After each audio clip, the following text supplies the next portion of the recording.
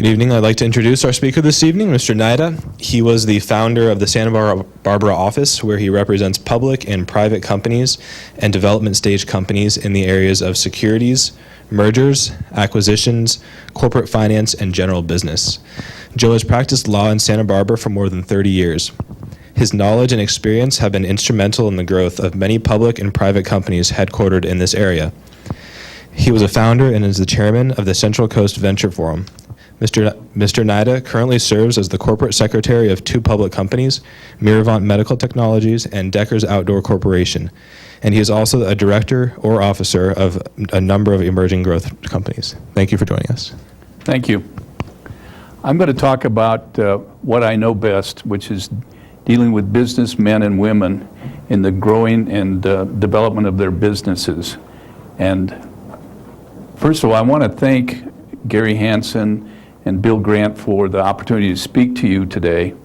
You know, when I went to school, Gary and I share a same MBA from Michigan, but when I went to school at Michigan in those days, we never had outside lectures. We had just professors who would teach us from the books. Right, Gary? That's right. That's right. And this is such a wonderful thing that you guys are experienced to hear business people and look at an entrepreneur in the eyes and be able to understand that. I'm going to introduce, and it's not going to get embarrassed, but in the second row there, the gentleman, Jim Eiding, is a consummate businessman. His company is in the Midwest, so you wouldn't know about it. It's not based in California, but he has a large business. And if you get a chance to talk to him, he's a very motivational person and a great guy. So there's a true business genius right in the audience. To start off, I'm going to talk about two things. The first thing is recognizing the opportunity. To my mind, it's not the smartest, it's not the richest, it's the person who recognizes an opportunity and does something with it. That's what's the key to business. And I'm going to go through a number of examples, real examples, of how you recognize an opportunity and exploit it into a business. It's a key issue. And if you come away with nothing else, remember, you need to look for opportunities. Whether it's an opportunity to develop some technology that you have, an opportunity to commercialize a product that you've thought about, an opportunity to build a business that may not even be technology.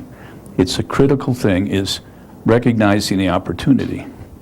The second thing that I want to drive home, and we'll knit it back after we give you some examples, is that typically the creator of the technology may not be the same person who can execute the business plan. So I call one the creator and one the visionary. Those are my own terms. You're not going to see them in any management textbook, but I think it's important. Quite often the visionary doesn't want to be, quite often the creator doesn't want to be the visionary who's executing the business plan. So it's important to understand your limits or where you can develop a importance to the organization. Typically the creator is somebody who's created the technology but doesn't know how to execute the business plan, deal with people, is normally is conflict avoidance, and it doesn't make a very good manager. That's what I'm going to drive home, and I'm going to give you some examples. I'm sitting in a wheelchair that can climb up and down the stairs, and afterwards I'll take it down the stairs with my wife's help, since they haven't licensed me to drive it yet. But this is a stair climbing wheelchair. Does anybody know who invented it? No. Does anybody know about the Segway? Yeah, the Segway was invented by the same inventor that invented this wheelchair, Dean Kamen. And Dean Kamen, if you talk about creativity, here's one of those Leonardo da Vinci type persons. He started out by designing heart pumps and made a fortune licensing his heart pump technology. He then developed this wheelchair, which is stair climbing, and it has all kinds of features that I'm still not licensed to use yet. But he did that and licensed it off. This is a device that's made by Johnson & Johnson, the big medical company today.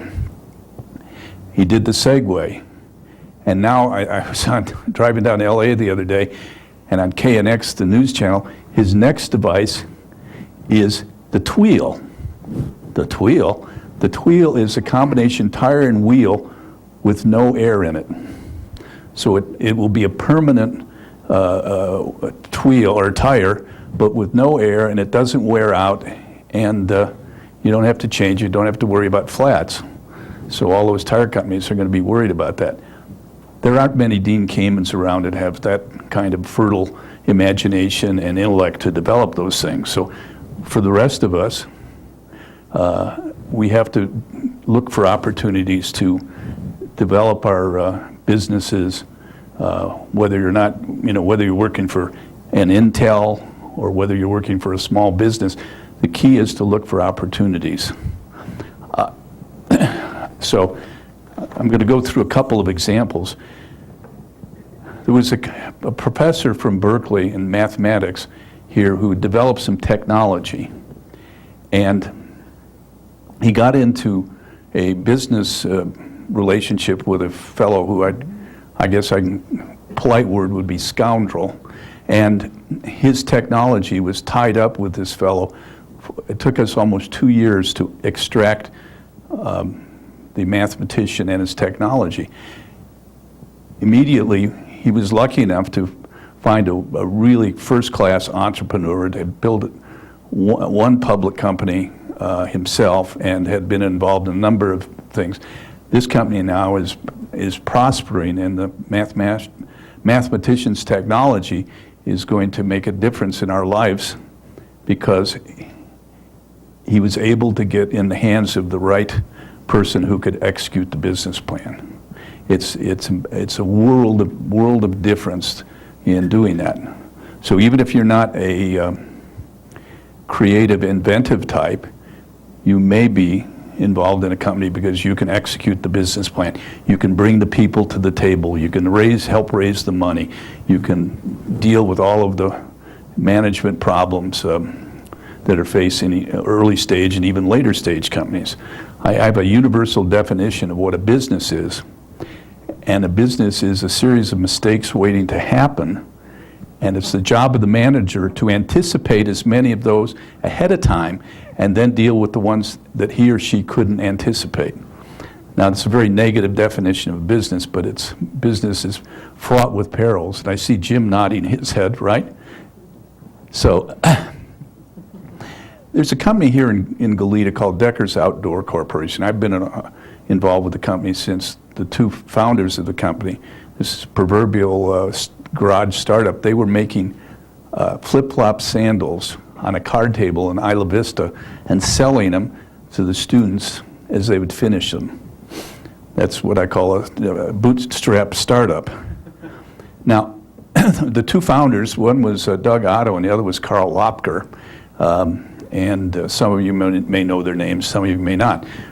They went on to start Decker's, and they were making flip-flop sandals. And they got really ingenious. They made a flip-flop that was about that wide and layers of neoprene, so there would be bright neoprene colors on them. And so it was a pretty hot fashion item. And they were just cruising until the Koreans and the Japanese, and this is even before the Chinese, knocked them off. And they were landing the same flip-flops in Los Angeles at below the manufacturing cost that Decker's had for those. So Carl and Doug sat down and they said, look, there's not enough here for both of us to make a living. One of us has to leave, and so Carl decided to leave, and Doug took over the company. I'm going to talk more about Carl in a minute, but what you realize is fate gives you opportunities, and you have to recognize them, and sometimes they come out of negative events. So Doug went on to run it, and in the middle 80s, he was footwear is sold in what are called shoe shows. In other words, the retailers come twice a year to various shoe shows to see what merchandise they want to buy for their stores. And he had started to notice that there was a new kind of sandal that a river rafter from Flagstaff, Arizona was selling, and it was a very unusual sandal with different strapping systems, and Doug was finally able to negotiate a license to produce the sandal. And since he'd been making flip-flops by then over 10 years, he had a great expertise on manufacturing footwear. So Doug took the sandal, which was the Teva sandal, and I'm sure probably a third of you in this room have Tevas, and began manufacturing them and selling them, and it grew up to $100 million business. But he was only the licensee. The river raft guide, Mark Thatcher, was the licensor. And about 3 years ago, Doug finally bought the license, all of the rights from the licensee, and the company's prospered. What Doug recognized, he didn't invent the Teva sandal. He recognized the opportunity to get a great product and to get it to market.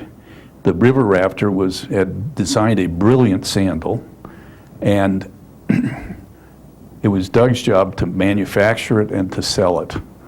And he did that, and he recognized that opportunity. And that would have been an opportunity of a lifetime, but Doug didn't stop there. He's a surfer, and so he was, and his wife was from Australia, and I don't know if you, the Ugg boot was created by surfers in Australia, and it wasn't for winter wear. It was to, after you get out of surfing, you can warm your feet up. So we went down and we acquired the Ugg boot rights from a company in San Diego that was run by half a dozen Australians, and the product kind of had a limited market because it's made of sheepskin, and sheepskin is absorbent, so you couldn't wear this in the East because the minute you stepped in some slush, you know, the footwear would be wet, and that's not very comfortable. So Doug, seeing the opportunity again, started to create all-weather versions of the product so that it was not waterproof, it was water repellent. He hired a first-class marketing executive, and she has blown, you know, she's the one that put the Uggs in on all of the fashion, all the movie stars' feet.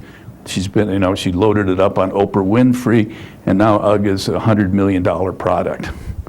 And it's a different product when he bought it, but he again recognized the opportunity to acquire a product that was being underutilized and to grow it into a very first-rate brand, and it's now a household word. Now let me get back to Carl. Poor Carl had to leave Deckers because you know, they couldn't both be there. Carl's wife was a graduate of the engineering college, and she worked at HP. And in her off time, she decided to write an enterprise resource planning program for, of all things, a footwear factory.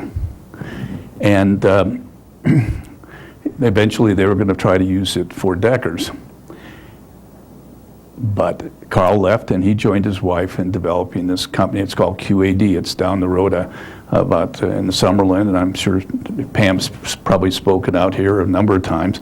And they built that company to several $100 million in sales, again on a platform of enterprise resource planning. They have one of the most fabulous corporate facilities on the planet. If you ever get a chance to tour it, it is more like an art museum than it is a corporate facility. But there was an opportunity where Carl could, what if he'd stayed in the footwear business? Would QAD exist today? I don't know. He recognized the opportunity to develop the software into business, in a large business where most of the competitors that they deal with every day are 10, 20 or more sizes larger than they are. So it's very important again, to recognize the opportunity. These people, and any one of you could have, if you'd been around 30 years ago, could have been Doug or Carl if you'd been in the right place. They're very great guys and girls, and in the case of Pam. But the point is, anyone can, if they work hard enough and have the right opportunity, can achieve something. And you don't have to be an entrepreneur. Some of us aren't built to be entrepreneurs. And if you're not an entrepreneur, the worst thing in the world to be is to try to be one, because it's just not you. It doesn't mean you can't succeed working for Intel or HP or anybody else. It just means you have to focus for opportunities inside your own organization. And I'll give you an example. How many employees do you think at Microsoft today are millionaires? Anybody give a guess? Come on, somebody guess. How many? Give me just a number, not a percentage. Huh? I don't know, but just, okay. There's actually 15,000 millionaires on the payroll, plus countless ex-employees who've made a lot of money at Microsoft, and have, as one of my friends said, one of my friends was a janitor at Microsoft in 1985, and he decided that they could buy stock, and he checked the 10% box, which is the most he could buy, and now he has 1,000 feet on Lake Tahoe retired.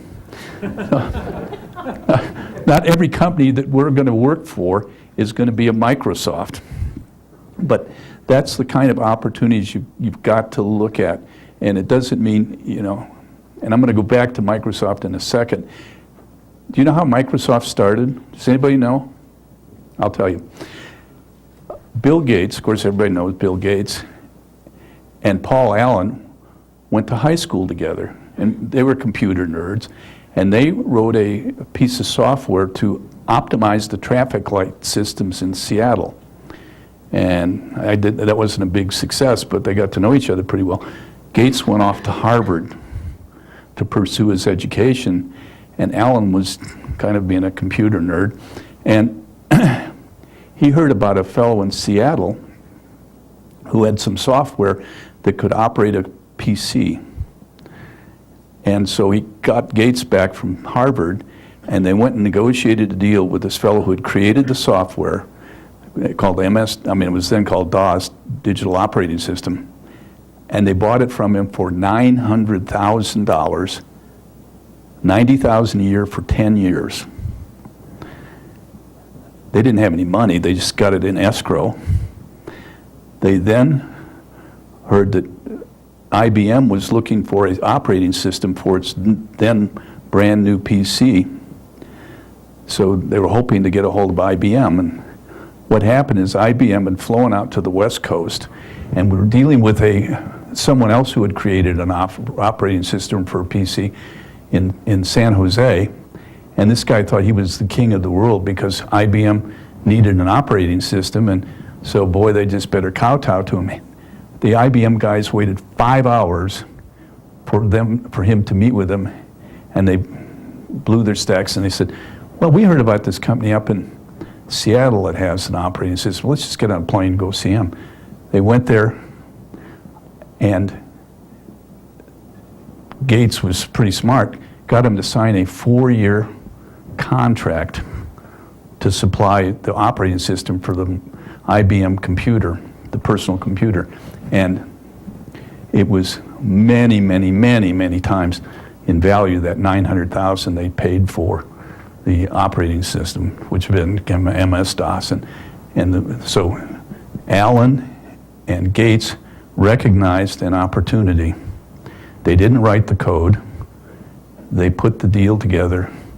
And today Bill Gates has kicked himself upstairs, and he's got a CEO and a large staff of executives. But Gates still focuses on one thing, which is software development. He wants to make sure that his company's franchise is protected. He doesn't focus on anything else. But there's an example again of when you see an opportunity that you can make something of it. Who would have thought that two kids who are below 20 years old would have the chutzpah and the sense to go negotiate a deal with the creator of the operating system and at the same time go make a deal with a huge company like IBM. I don't think I could have done it when I was 19. And so it's very important to understand that you have to seize the opportunity. Now, as to Gates and Allen, I don't know who was if either one of them was a creator or executed the business plan, but shortly after that company started to grow, they brought in professional management to help them run it. So, and I think Paul Allen suffered from a bout of cancer, and he withdrew from Microsoft operations because of his health and went down to Portland and has been dabbling in various and sundry deals since then.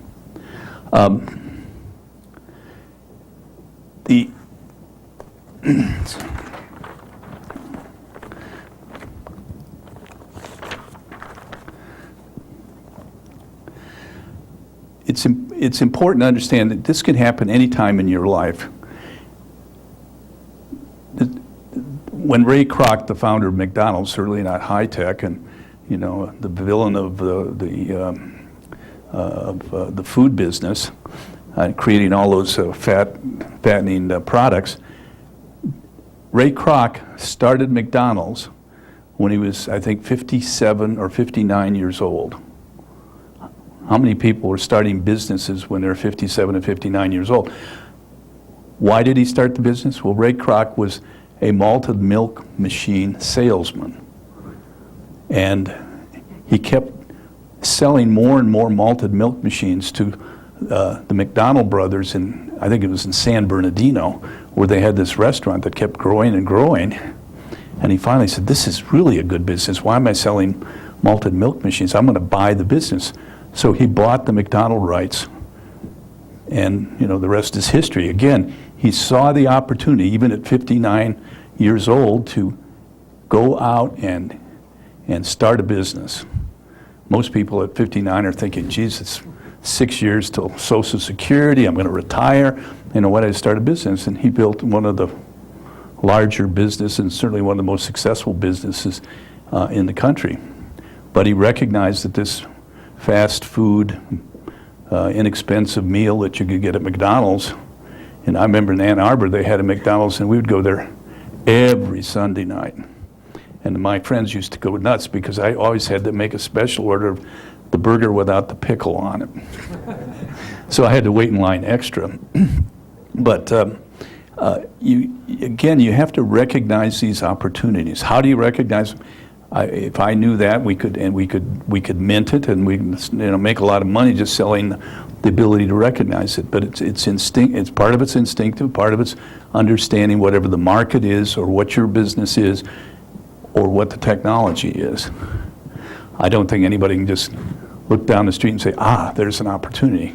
I think it comes from working hard and understanding where you are in life and in your business life.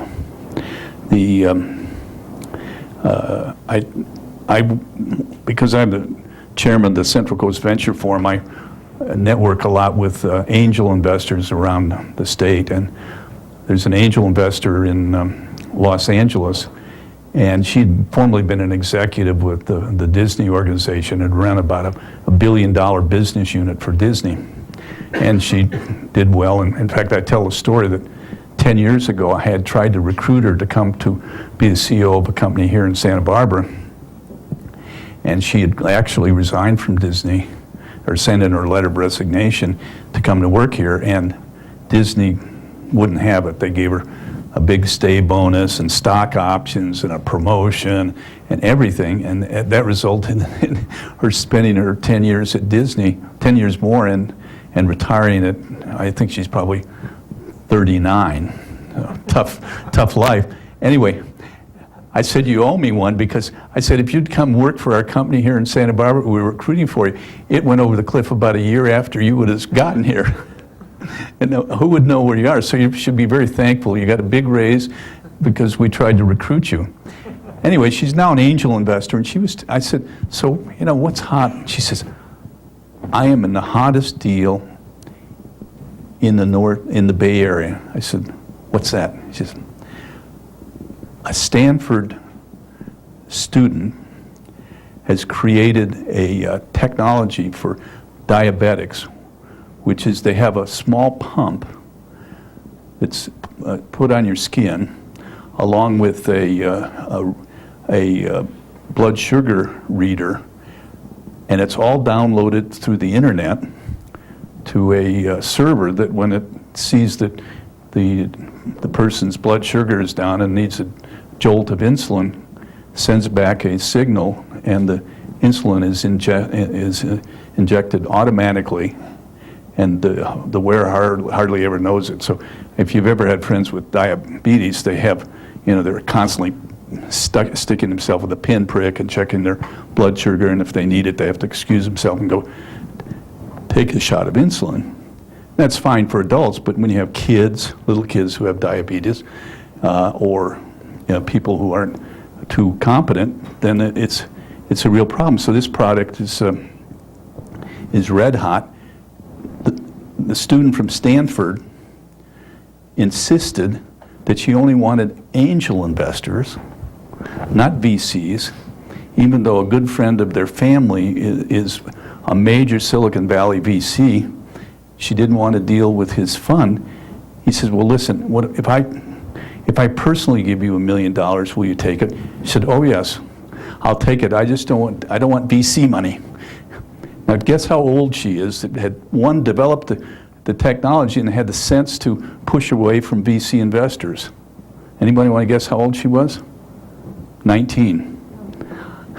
She had to beg her parents to be excused from Stanford to exploit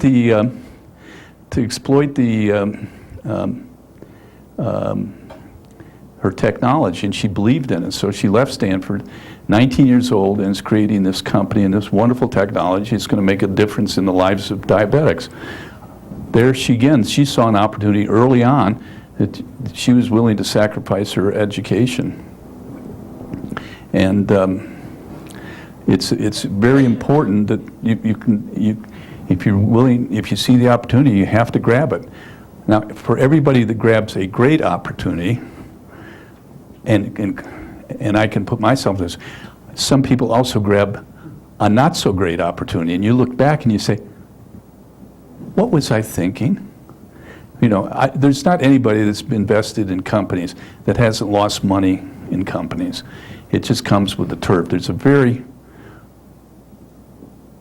low rate of success, and even the most astute investors have made some of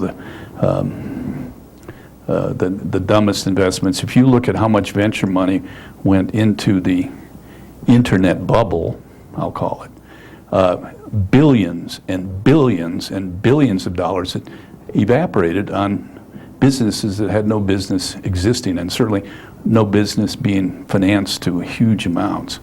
I mean, there are companies that had market caps that were larger than the combination of, say, Ford and General Motors. Now, what kind of internet business with no revenue or revenue model would be worth that valuation? Everybody fell into the trap. And, this is the newest, greatest thing. So sometimes you're going to make, if you're going to try to take advantage of an opportunity or create an opportunity, sometimes you're going to take the risk that it isn't going to work.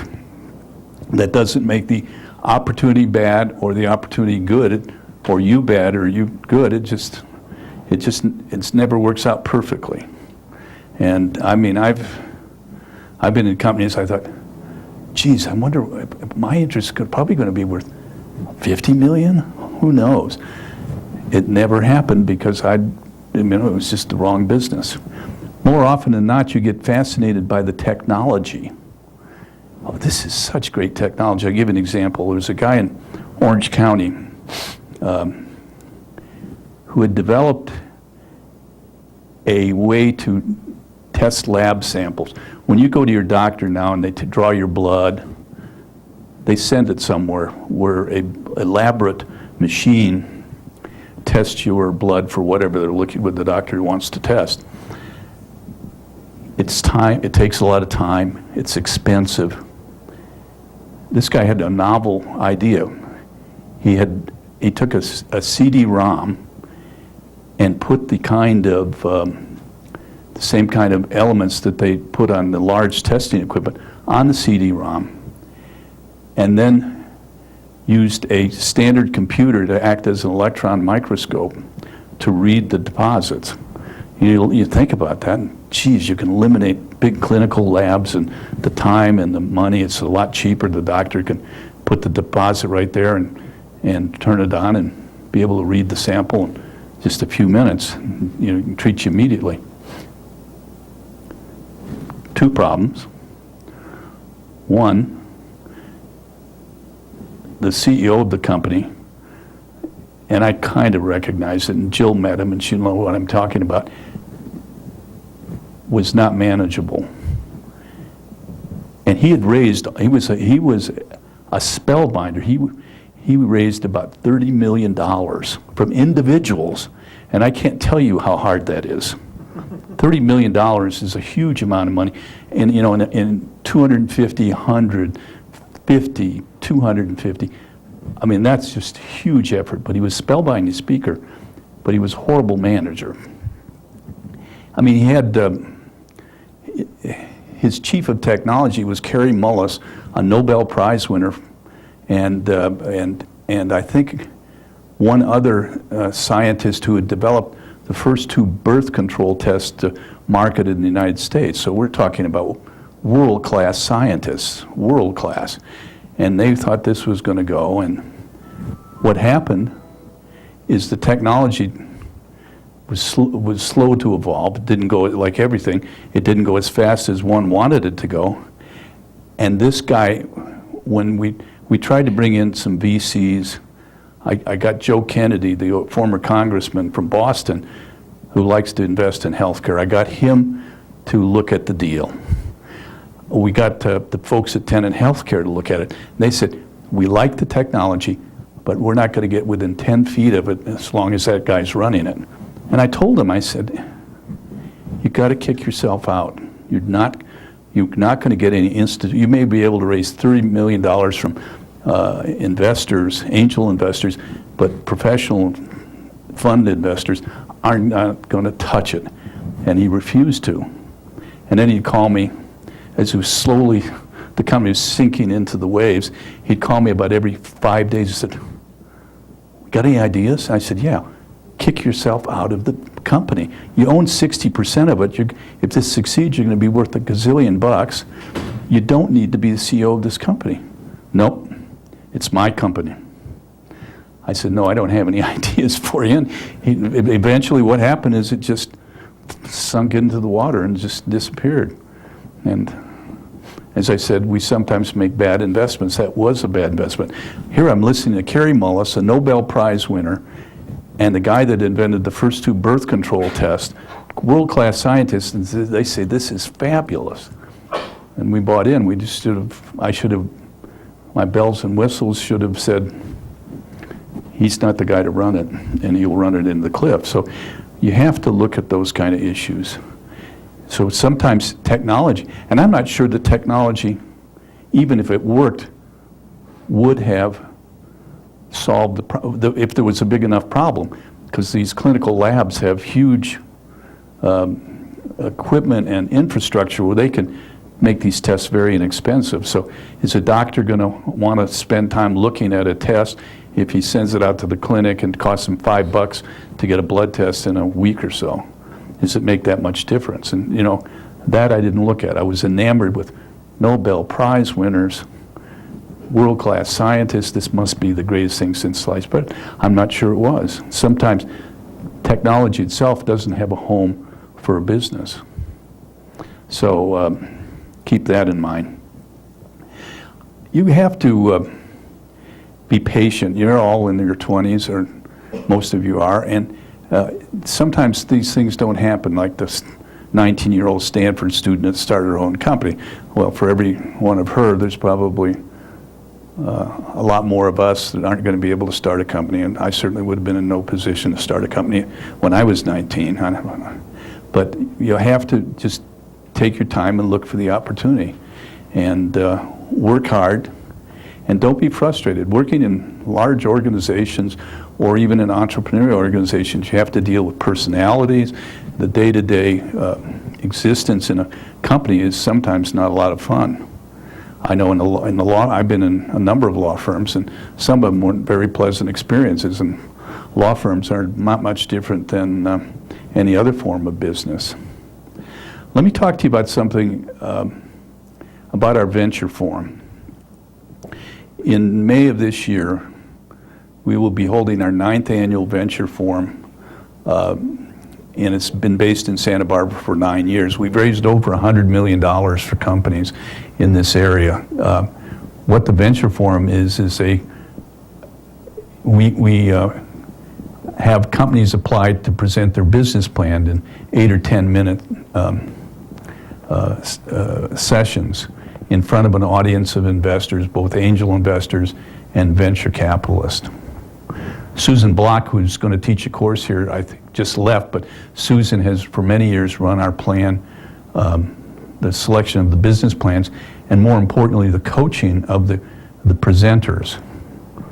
The presentation of a business plan to an audience is a very refined, highly structured thing, and once you've been groomed to do it, you can do it in your sleep, but it's not intuitive in what you should present about your company and what's important to the investors. So we select the companies. We used to be limited between Ventura and San Luis. We've now thrown it open. We're going to look at any company that wants to come to us that has a solid business plan and will be attractive to investors. More likely than not, they'll be from the West Coast. And it's a very good event for our community. We've raised money for early stage companies here. And this year it's going to be special is that we've have a co-branding arrangement with the Navy League of the United States. And the Navy League, of course, has connections with the Navy. And we're going to have the head of the Office of Naval Research be one of our speakers, and he will be telling the attendees how the Navy funds businesses that are developing technologies that are important to the Navy. And there'll be a number of companies who've been funded by the Navy who will present how they went through to get their funding. The military is getting, every one of the military branches has a venture capital fund. CIA has a venture capital fund. We just did a deal for a company down in Camarillo where the Army's venture fund, called OnPoint, was the lead investor, and because they wanted the technology for U.S., even though it's a civilian-based product, it has huge applications for the military. And it was great for our client because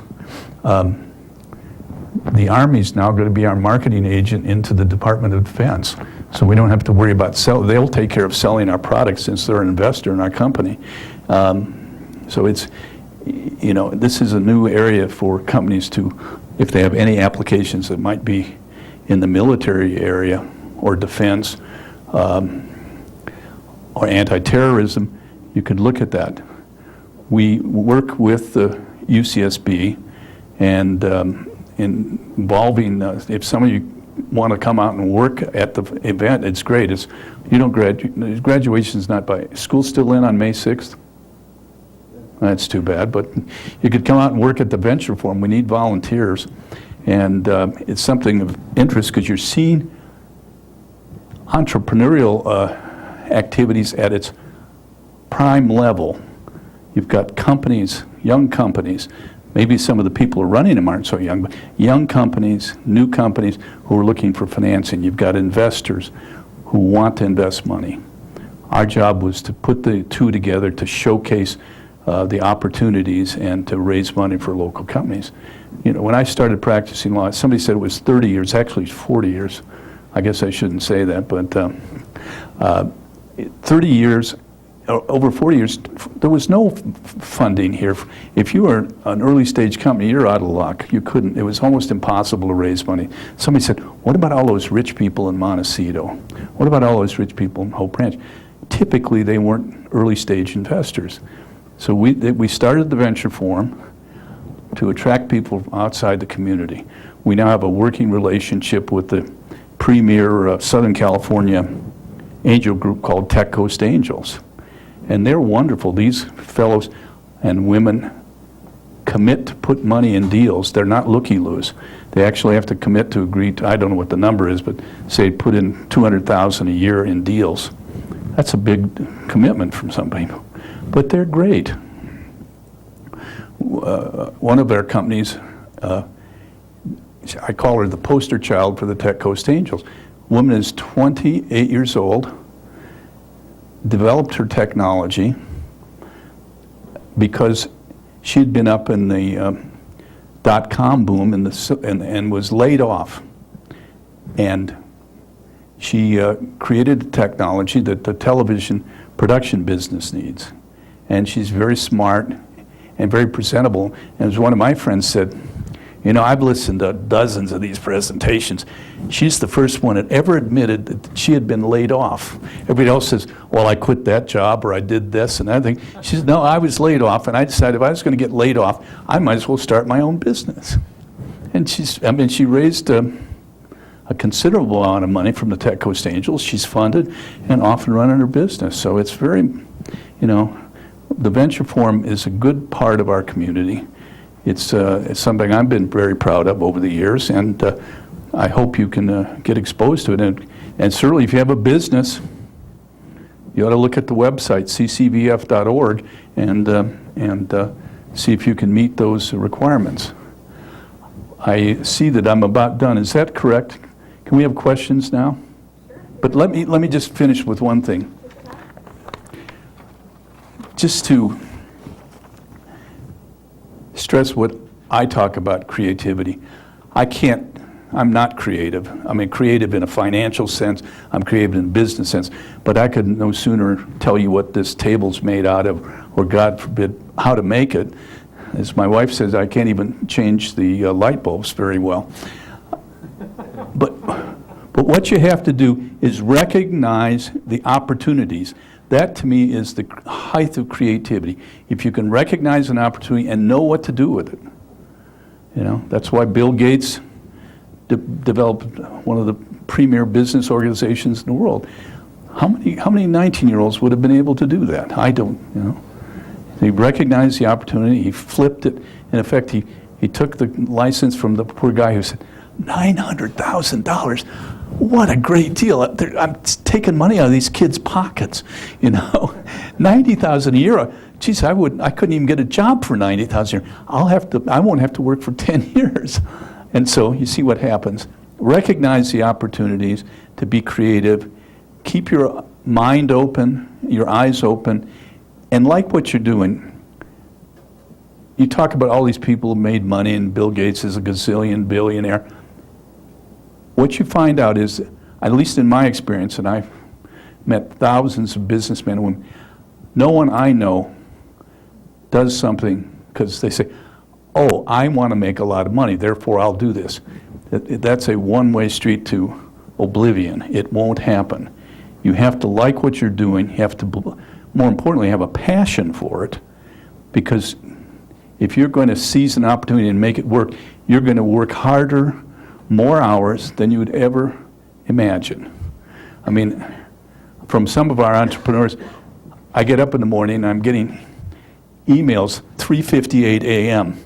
You know, they've been working all night and they send me an email at 3:58 a.m. Naturally, I don't answer them at 3:58, but realize that it's all hard work, and if you're doing it for money, you'll fade. You won't be able to stand the pressure. You got to do it because you want to do it. You like the technology. You believe you're doing something to help people, and you want to build a business. That's what should drive you, and to have fun, and not to make a lot of money. Anyway, questions? Yes?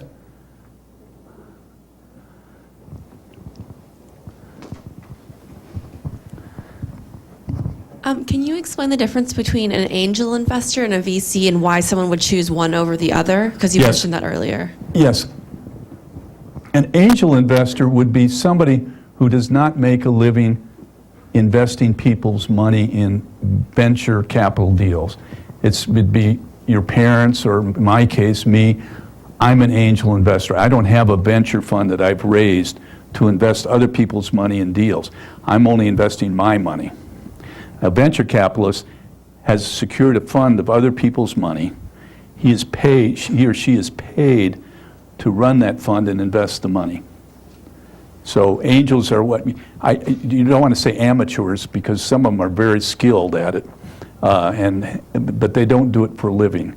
VCs, that's their living. They get paid a management fee. Typically, a VC raises money, let's say $100 million, and he or she is paid a management fee to manage that money, plus a percentage of the profits when they're recognized in the deals, if there are any profits. So that's their living. That's where they get paid, and their job is to run that money.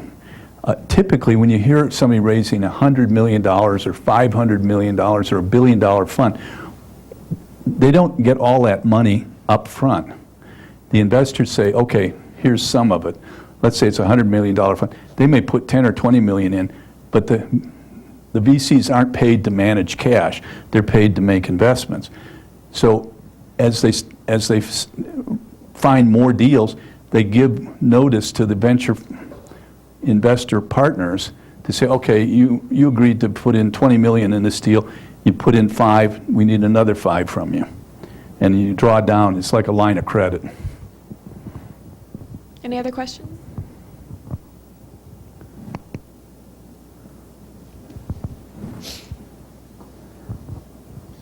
Joe, you've worked with all sorts of businessmen, entrepreneurs, and one of the things I've always encouraged students to do is to seek out legal help right away, but I think there's always like a resistance to. And I'm curious if you could talk a little bit about the relationships and what is it that works between an attorney and a business person, because it strikes me that while there's a legal side, there's a heck of a lot of other things that go on, and probably your best friend could easily be your attorney. Correct. I can speak for myself. I have a number of people. In fact, I was at a board meeting this afternoon out here in Goleta, and the founder of the company, after the board meeting, was sitting there talking to me. And this was the company that had been taken over by this horrible person. And he said, you know, Joe, for 2 years, you sat and we'd go to Jimmy's Chinese restaurant where you can get a lunch for $4. And you said, every 3 or 4 months, we'd all come down. We didn't have any money. We were broke, and we were still dealing with this horrible person. And you kept encouraging us and helping us. And I never billed him until we were able to get this sleaze bag out of the deal. So sometimes, and most lawyers, and I don't think I'm particularly special, but a lot of lawyers will nurture young men and women and help them without charge, because you can't say, look, I'm $500 an hour. You don't want to come in and talk to me for 2 or 3 hours. That's the whole budget for your startup. So you have to, we nurture them and mentor them, and I spend, I don't know, a third of my time mentoring even our biggest clients. I'm a mentor. They come to me and talk to me about business issues. They're not worried about the legal issues. And I was talking to a client this morning. He had been at a meeting with one of his other deals that he's in, and he says, the lawyers were sitting there telling me how to approach this from an emotional point of view. He says, I've fired more people in my career than they have. And I said to him, I don't want to hear the emotional issues. Tell me what to do legally.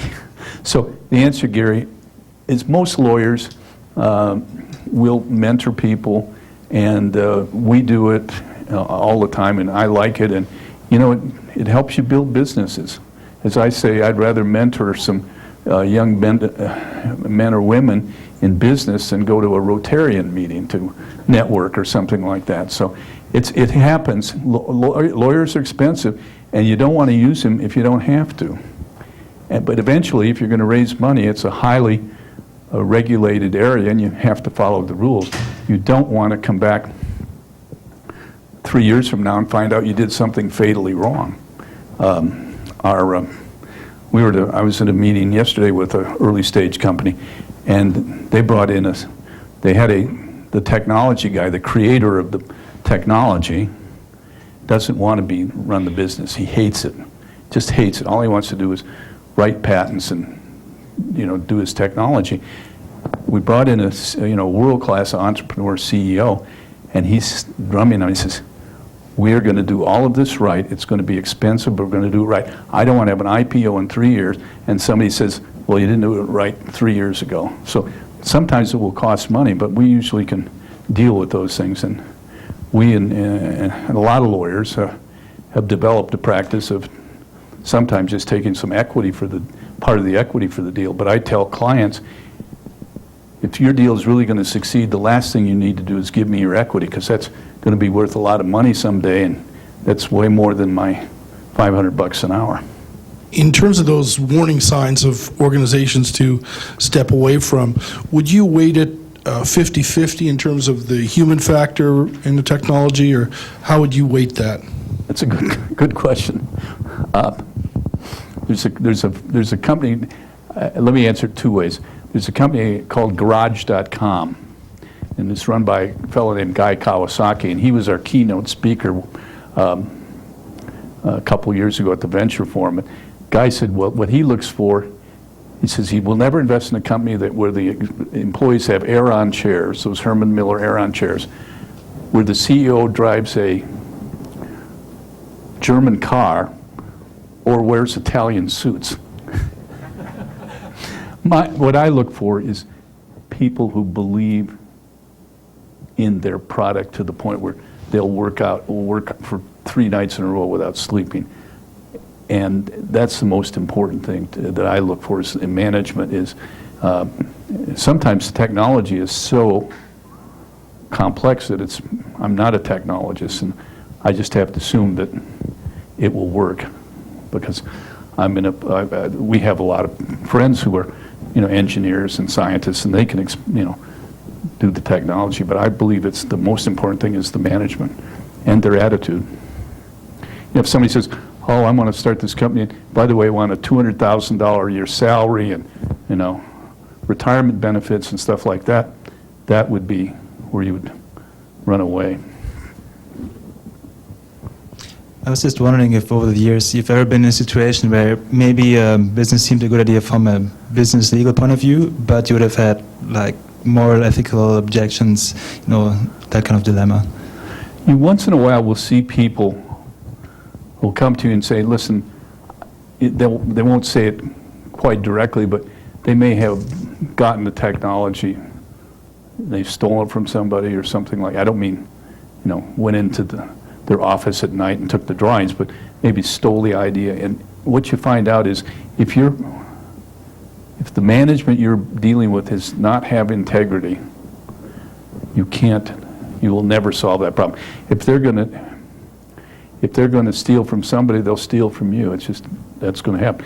Integrity is the most important thing, and if the team doesn't have high integrity, or if they say, listen, help me throw out my partner, and then we'll do this business, there's no way to go.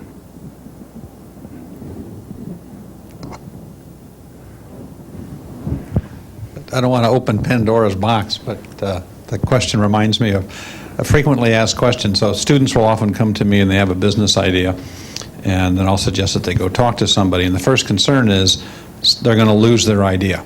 So they want non-disclosure, or they want to get a patent, or they want to get some legal protection. So there's a lot of guarding of ideas in a very early formative stage. And it strikes me that you get to a catch-22. If you don't talk, you don't get money, you don't get ideas. But if you talk, then you worry about somebody else making your money and doing something with your idea. How would you advise young people that are churning out new ideas all the time, and how to approach that? Well, first of all, under the patent law, you can't disclose the idea without a non-disclosure agreement. Because if you disseminate it before you filed your patent application, I think it jeopardizes the patent application. That's patent law. Quite often, people will ask, I sign them all the time, and you want an NDA? Sure, I've signed it. I'm not going to steal your, first of all, I'm probably not capable of stealing it, but secondly, I wouldn't steal it, and thirdly, it's just part of the thing. The only people who don't sign NDAs, non-disclosure agreements, are the venture capitalists. They just have a policy. We don't sign NDAs. If you want to show us your business and your technology, fine. You have to trust our integrity. We're in this business. We're not going to want to have a reputation for stealing people's ideas that come to us. And it probably works. So you have to be careful because people can do and have stolen ideas. So you've got to be very careful of that, and you want to protect your patent position if it's a patentable business plan. There was a kid years ago who came to me and said, here's my business plan. And I said, well, if you show that to anybody, it just tells you what it is. A very simple idea he had, and well, it's not protectable. And he said, well, I can't get a business plan. Then I can't show him the business plan. I said, well, then you're not going to raise any money. And he kept his business plan secret, which was his business, and never did raise any money. So it's important to protect your intellectual property, and you don't want it to go away. And most investors, I have not seen recently any investor who hasn't signed an NDA when they've been asked to sign. I'd say the VCs normally have this policy, we don't sign them. But most other investors don't care. They're not going to try and knock it off. So it's a good question, Gary, and it's a sensitive issue, but you've got to protect your property. And you have to ask yourself, well, why wouldn't they sign an NDA? What are they going to do? And so I think it's important to protect their IP to do that. And so it's an issue. It may preclude you from talking to people, but it's important. Thank you, Joe, for speaking with us tonight.